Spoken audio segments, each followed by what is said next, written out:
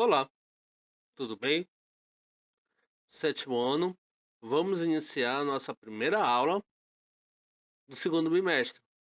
Nós temos o tema para trabalhar, que é as organizações religiosas.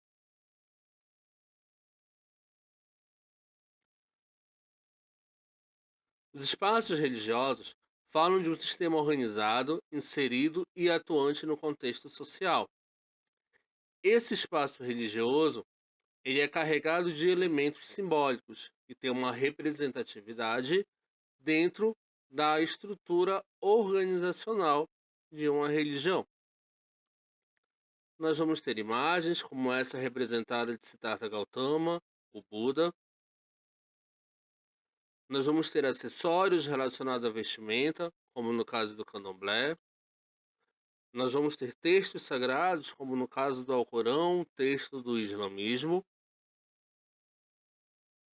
Nós vamos ter templos, espaços sagrados, para que possam ocorrer as celebrações religiosas. E nós vamos ter liderança, como no exemplo, o Papa Francisco. As organizações religiosas apresentam-se muitas vezes como sistemas institucionais que buscam manter um grupo de pessoas unidas em torno de práticas de fé comuns e orientações que regulam a vida da comunidade, não somente no sentido religioso, apesar de este ser o seu foco principal. As práticas e crenças comuns aproximam as pessoas em torno de um mesmo objetivo, estabelecendo sistemas mútuos de proteção e aproximação.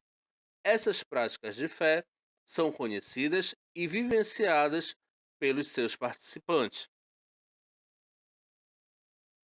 O objetivo principal de uma organização religiosa é preservar as orientações contidas nos textos sagrados, as quais devem guiar o bem viver de seus seguidores, ou seja, repassar as práticas e transmitir às gerações futuras a economia, a construção e manutenção do patrimônio financeiro das organizações religiosas, garantindo, por meio de uma ordem pré-estabelecida, o cumprimento de suas finalidades.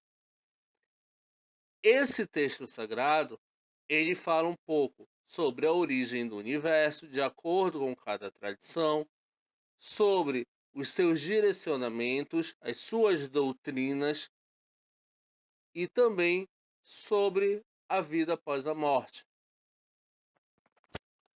Os modos de organização das religiões variam muito.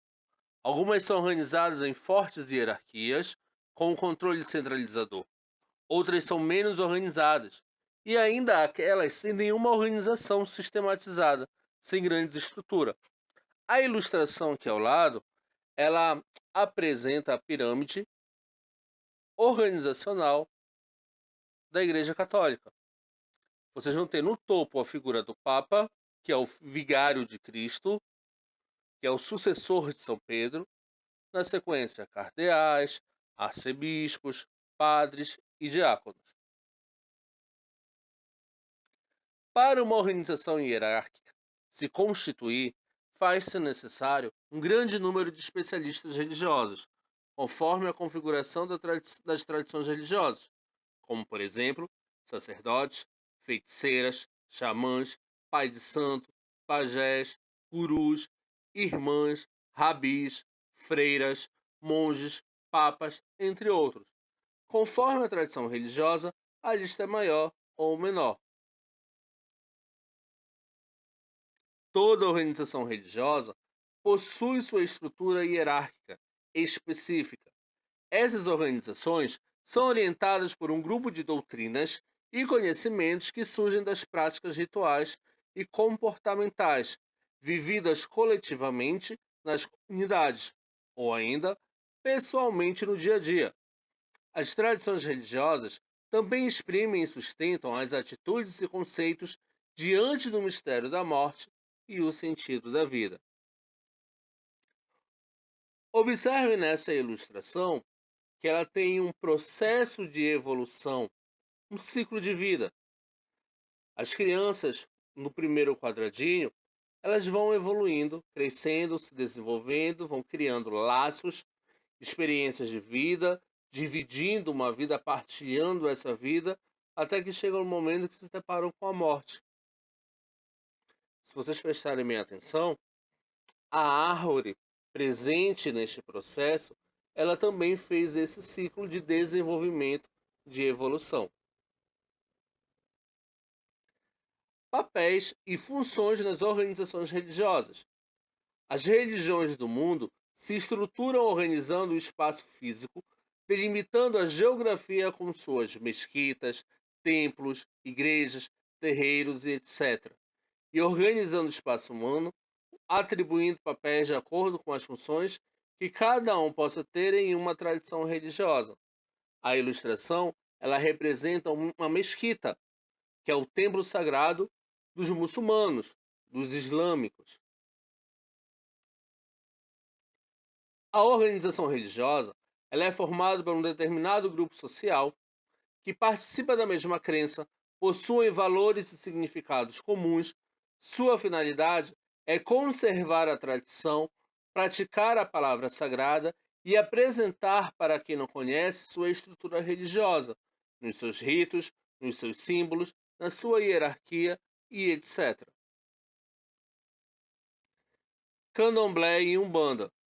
O líder religioso no candomblé, ele é escolhido por meio dos oráculos e é geralmente chamado de pai de santo ou mãe de santo, ou ainda zelador de santo. Ele ou ela tem a função de chefiar o terreiro, o responsável pelo culto religioso, pela administração do grupo e o zelo pela manutenção da ordem do terreiro. No hinduísmo, para seus seguidores, acredita-se que o líder nasce da experiência humana. No hinduísmo, os sadhus são respeitados e são denominados santos vivos, videntes e sábios. Na ilustração, vocês têm a representação dos sadhus. No judaísmo, o líder espiritual dos judeus é conhecido como rabino. A palavra rabino serve para indicar aquele que ensina e auxilia na aplicação da lei judaica e possui autoridade sobre a interpretação da Torá. Ele é o responsável por transmitir este conhecimento presente na Torá. No islamismo, a religião muçulmana foi fundada pelo profeta Muhammad, Maomé. Seus fundamentos estão escritos no livro sagrado chamado Alcorão ou Corão. No cristianismo, de acordo com a tradição cristã, Deus enviou ao mundo o seu Filho Jesus para salvar a humanidade. Jesus Cristo pregava a paz, a harmonia, o respeito a um só Deus e o amor entre os homens, sendo considerado um líder carismático.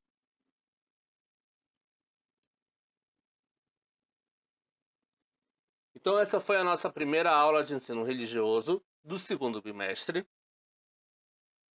Vocês podem acompanhar na apostila de vocês esse conteúdo nas páginas 1, 2, 3, 4, 5, 6 e 7 e devem resolver os exercícios que se encontram nessas páginas.